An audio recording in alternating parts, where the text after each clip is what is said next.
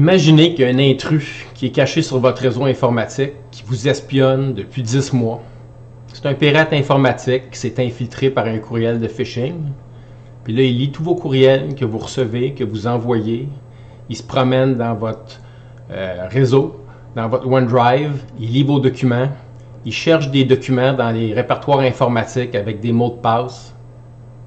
Ça arrive régulièrement et il faut se protéger.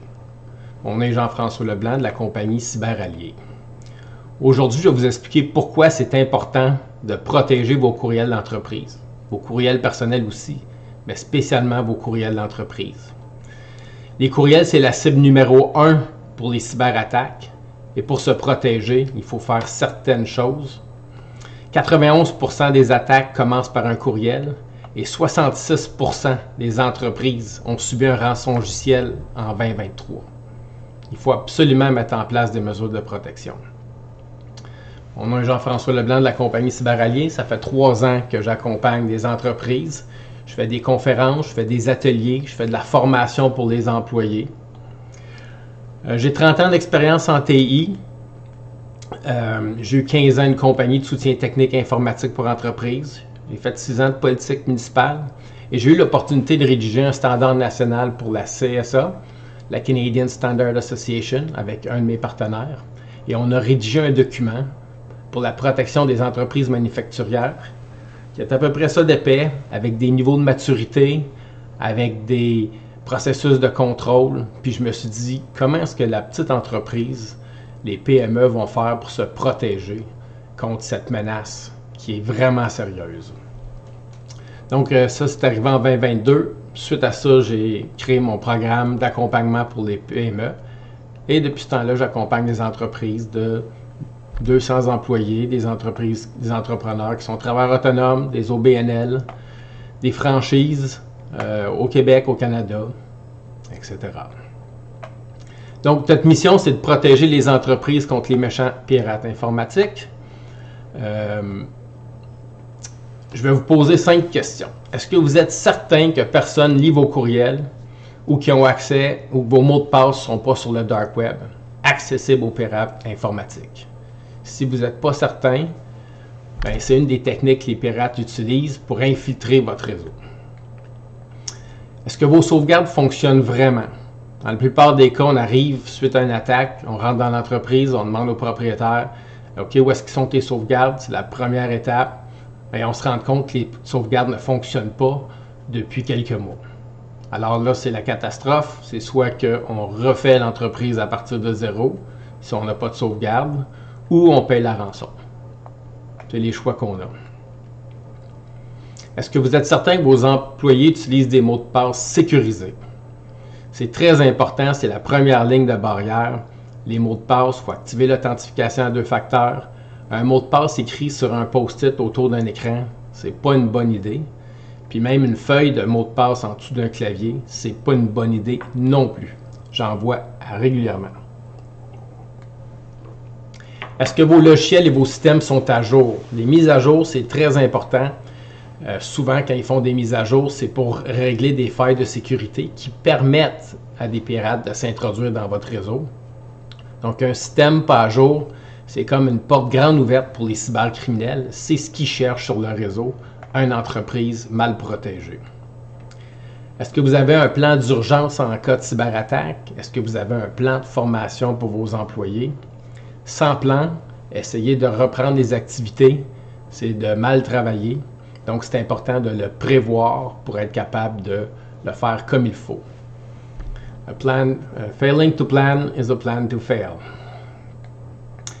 La cybersécurité, c'est pas juste de protéger les ordinateurs et les serveurs. Il faut aussi protéger l'information, il faut protéger l'Internet, il faut protéger le réseau, il faut protéger les applications, il faut protéger les employés, il faut protéger nos fournisseurs et il faut protéger nos clients. Donc, c'est important de voir l'ensemble de l'écosystème et de mettre en place les bonnes mesures de protection.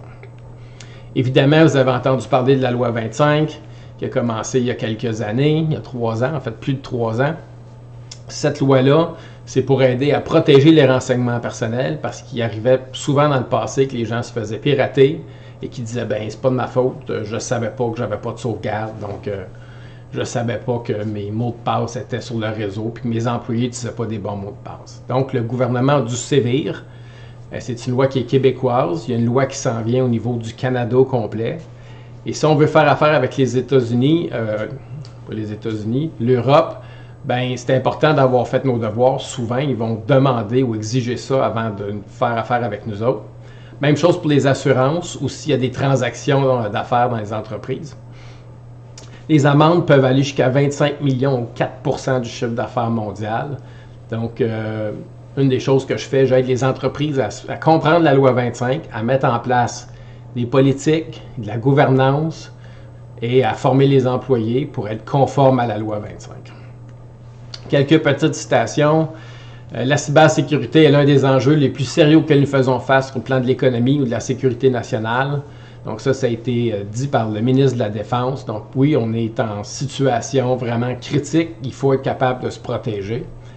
Et il y a un groupe de ministres qui a écrit une lettre, puis on dit prendre des mesures de base pour assurer la sécurité de notre organisation, c'est payant, donc c'est important de le faire. Les programmes antivirus détectent 560 000 virus à chaque jour. Donc, c'est important d'avoir un antivirus. C'est important d'avoir un antivirus qui est à jour. Un antivirus gratuit qui vient avec un ordinateur ou un système d'exploitation. Souvent, c'est peut-être pas la meilleure mesure de protection. Les cyberattaques en 2024 ont coûté un estimé de 9 500 milliards de dollars. C'est beaucoup, beaucoup, beaucoup d'argent. 91% des attaques, c'est les courriels. Et c'est vraiment important de se protéger. Pensez-vous que ça va diminuer ou ça va augmenter dans le futur? Ça l'augmente, effectivement. Ça, c'est les prévisions. Donc, on prévoit qu'il va y avoir de plus en plus d'attaques. Et les grandes entreprises se sont protégées, malgré le fait qu'ils se font pirater eux autres aussi. Mais les pirates ont réalisé que c'était plus facile de rentrer dans les petites entreprises que de rentrer dans les grosses. Et souvent, c'est plus facile parce que les mesures de protection sont moins sophistiquées. Les pirates informatiques ne prennent pas de pause. Ils travaillent tout le temps. Ils utilisent eux autres aussi l'intelligence artificielle. Beaucoup d'entrepreneurs me disent « ça arrive juste aux grandes entreprises ». Il n'y a rien de plus faux. C'est totalement faux. Les PME sont la cible des choix parce que leurs protections sont moins grandes que les grandes entreprises.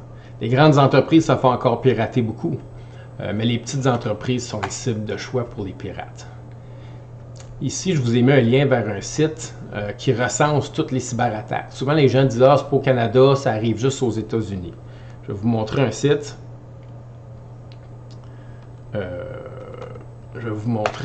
site. Ce site-là, ici, c'est toutes les cyberattaques qui sont recensées par cet organisme-là. Donc, on voit qu'il y en a beaucoup, beaucoup, beaucoup. Donc, si on déroule, je vous invite à aller le consulter. On vient de rentrer en 2025. Une dernière cyberattaque, Calinet s'est fait hacker il n'y a pas trop longtemps. J'ai fait un article de blog sur mon site web là-dessus, donc vous pouvez aller voir dans la section des articles. Et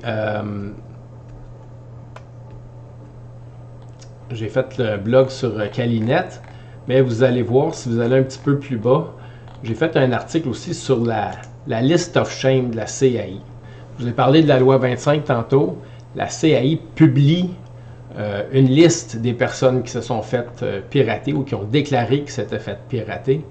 Et j'ai recensé cette liste-là dans un document que je vais vous montrer ici. Donc, le document, ça, c'est toutes les entreprises qui se sont faites pirater. Il y en a pour 40 pages. Donc, je vous invite à aller le consulter. Pas juste pour voir c'est qui, mais pour voir si vos fournisseurs sont là-dessus. Si vos fournisseurs ont mis en place des bonnes mesures de protection, parce que ça peut vous affecter, mais indirectement. L'autre chose que vous voulez faire, c'est vous assurer que votre nom ne se retrouvera pas là-dessus. On ne veut pas être sur la list of shame. C'est pas bon pour la confiance avec les clients. Donc, si je reviens à ma présentation PowerPoint, Donc, c'est important de mettre en place un système de cybersécurité pour votre entreprise, pas juste des petites mesures, j'ai un routeur puis j'ai des bons mots de passe. Assurez-vous d'avoir des bons mots de passe, assurez-vous de mettre des bonnes mesures de sécurité. Avec la loi 25, c'est vous, le propriétaire de l'entreprise, qui êtes personnellement responsable de votre entreprise, des renseignements personnels que vous détenez, et c'est vous qui devez savoir quelles mesures de sécurité vous avez mis en place. Vous ne pouvez plus déléguer ça, puis dire « je ne sais pas comment ça fonctionne, je suis pas un technicien en informatique ». Vous n'avez pas besoin d'être super avancé, vous avez juste besoin de comprendre qu'est-ce que vous avez mis en place, puis prendre des choix éclairés. Donc, c'est quoi les options? Bien, il y a 3 options. L'option gratuite, c'est de se sensibiliser, aller lire sur les pirates informatiques, qu'est-ce qu'ils font, comment est-ce qu'ils rentrent, essayer de comprendre c'est quoi les mesures de protection, choisir la meilleure chose. L'option avancée, bien, c'est notre formation Cybersécure 101. Donc là, on vous accompagne, on vous montre tout ça. Vous n'avez pas besoin de vous lancer dans les bancs d'école, aller prendre des cours en cybersécurité, en informatique, en piratage ou en protection. Donc, on fait ça pour vous, on vous le montre, on vous aide à prendre vos décisions. Et pour les grandes entreprises, bien, c'est primordial de faire des audits professionnels. Donc, on installe un logiciel sur le réseau de l'entreprise et on scanne, on va voir s'il y a des gens qui se loguent sur votre réseau à des heures bizarres, qui téléchargent un paquet d'informations. On va regarder si vos mots de passe sont sur le dark web. Souvent, je fais la présentation, puis pendant ma présentation, je montre mon rapport d'audit. Il y a des gens qui se lèvent pendant la présentation pour aller changer leur mot de passe, parce que leur mot de passe est sur le dark web, en texte clair. Donc, la première étape, ben, c'est la formation en cybersécurité qui s'appelle Cybersécure 101. Donc, les choix, encore une fois, cyber, c'est la meilleure option. Une firme externe de soutien technique informatique, s'ils ont 200-300 clients, qu'ils font leur soutien technique informatique, ils installent des serveurs, ils nettoient des virus, puis en plus de ça, ils font de la cybersécurité. Souvent, c'est pas assez. Ça peut l'être, mais souvent, c'est pas assez. On veut quelqu'un qui spécialise là-dedans, et surtout, on veut avoir un chien de garde pour être capable de valider que notre équipe de soutien technique informatique fait un bon travail et protège bien notre entreprise. En 3 ans, ça ne m'est jamais arrivé de rentrer dans une entreprise et de dire « Wow, tout est beau, il n'y a rien à faire ici, félicitations ». J'ai très hâte que ça arrive. Engager un CISO, les grandes entreprises, eux autres, engagent un CISO, donc un Chief Information Security Officer, que lui, il ne monte pas des serveurs, il ne formate pas des PC. Lui, ce qu'il fait, c'est qu'il s'occupe juste de la cybersécurité, s'assurer que tout le monde est formé, s'assurer que tout le monde respecte les règles, teste le tout et se prépare en cas de cyberattaque pour être capable de réagir. Mais ce qui coûte le plus cher aux entreprises, c'est de se faire pirater. On est mieux de le faire proactivement que de le faire réactivement. Donc, si on le fait proactivement, on a le temps de magasiner les prix, on a le temps de choisir des mesures, on a le temps de bien faire les choses. Alors que si on se fait pirater, tous les ordinateurs, on les prend, on les met dans un réseau rouge, puis après ça, on fait un nouveau réseau, on achète des nouveaux ordinateurs, on fait un réseau vert, et là, on repart l'entreprise, les systèmes un par un. Bien là, c'est du temps double, souvent, c'est du travail les fins de semaine, ça coûte plus cher, puis c'est des choses qu'on met, on ne prend pas toujours le choix. Donc, quand on se fait pirater, là, c'est une catastrophe. Votre courriel, c'est un coffre-fort numérique, il y a tout. Quelqu'un qui pirate votre Microsoft 365 ou votre environnement Google, il a accès à tout. Il a accès à vos notes, il a accès à vos mots de passe, il a accès à vos documents, il a accès à vos états financiers, il a accès à vos courriels, il a accès à vos contacts. Tout est là. Et là, s'ils ont accès à ça puis ils deviennent administrateurs sur votre réseau, ils sont durs sur votre ordinateur, ils peuvent mettre des entreprises très très grandes à genoux, et même il y a certaines entreprises qui ont vécu pendant plusieurs centaines d'années, qui ont fermé les portes à cause d'un rançongiciel. Selon l'étude, 80% des acheteurs préfèrent être contactés par courriel. Donc, il y a mieux ça que les messages téléphoniques, les textos ou les messages sur LinkedIn. Dans plusieurs cas de fraude du président, les rançongiciels, les enregistreurs de frappe. Un enregistreur de frappe, c'est un logiciel qui s'installe quand on clique sur un lien malveillant, qui installe sur votre ordinateur un petit bavard qui, lui, va espionner tout ce que vous écrivez sur votre clavier. Il peut même prendre des captures d'écran de votre écran à toutes les 5 secondes, puis en envoyer une copie au pirate informatique. Donc, imaginez que tout ce que vous tapez sur votre courriel est envoyé au pirate. Donc, vous allez sur banque.com, vous entrez les 16 chiffres de votre carte, vous entrez un super bon mot de passe et vous accédez à votre compte de banque. Bien, qu'est-ce qu'il va faire le pirate après ça? Il y a votre mot de passe, il y a votre compte de banque, il sait où est-ce qu'elle est votre banque et il y a votre numéro de carte. Donc, il va aller vider votre compte. J'ai un client à Montréal qui s'est fait pirater son compte de courriel. Le pirate avait mis une redirection dans son compte, donc il recevait tous ses courriels. Et là, il m'appelle parce qu'il dit « Je suis plus capable d'avoir accès à mon compte Facebook, à mon compte Instagram. » Puis quand j'essaie de faire avoir un mot de passe ou un code temporaire pour faire changer mon mot de passe, je ne le reçois jamais. Ben non, c'était intercepté par le pirate, puis le pirate avait tout changé ses informations.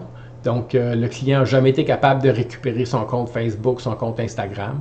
J'ai référé 2 experts dans le domaine, les experts non plus. J'ai fait un suivi. C'est arrivé en décembre, j'ai fait un suivi en mars. Il n'avait encore pas récupéré avoir ces choses. Je pense qu'il a abandonné, qu'il s'est créé un autre compte. Donc, quand tu as investi beaucoup de temps à te créer une clientèle, à te créer une audience, et que tu perds tout ce travail-là pendant un certain temps, ben c'est vraiment déplorable. Donc, c'est quoi les 2 principales techniques? Ben, le phishing, ce qu'on appelle l'hameçonnage en français, c'est un courriel frauduleux qui est envoyé à des milliers de personnes, puis il espère qu'il y ait du monde qui clique dessus. Et l'autre, c'est du spear phishing ou du harponnage en français. Donc ça, c'est quand ça cible une seule personne. Ils vont prendre quelqu'un de connu, le PDG d'une entreprise, puis ils vont dire, bon, ben, ils vont l'espionner pendant 9 mois, ils vont essayer de rentrer dans le réseau, ils vont essayer d'avoir son mot de passe, savoir dans quelle banque, comment ils discutent avec la personne qui fait les virements bancaires. Ils vont préparer l'attaque et après ça, ils vont attaquer. Ils vont faire ça jusqu'à temps qu'ils rentrent. Il faut absolument être capable de reconnaître c'est quoi un courriel de phishing.